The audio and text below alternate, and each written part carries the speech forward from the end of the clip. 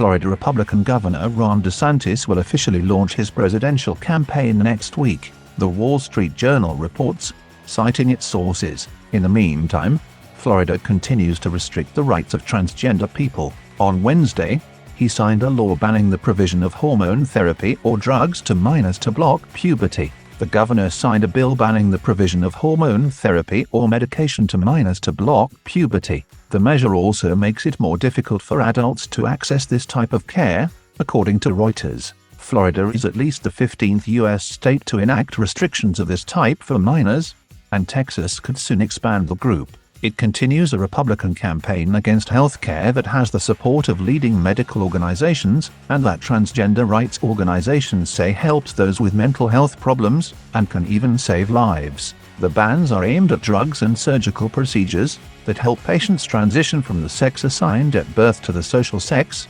gender, that matches their identity. Republicans present these procedures as dangerous and experimental and highlight the issue of transition-related surgery. However, these are rare for transgender people under the age of 18, and some hospitals or clinics do not even offer them to underage patients. This will permanently outlaw the mutilation of minors, DeSantis said at a signing ceremony for the new Florida law in Tampa. They're trying to perform sex change operations on minors, give them drugs to block puberty and do things to them that are irreversible. We think that's very wrong, the politician said. Laws restricting access to gender-affirming care are being challenged in courts across the U.S. Florida's goes further than measures in other states, according to Reuters, as it also applies to trans adults. For those, it introduces a requirement for written consent in the form of a form approved by 2 state commissions. The governor appoints the members of those commissions, and under DeSantis' tenure, those bodies have already taken action against care for transgender patients.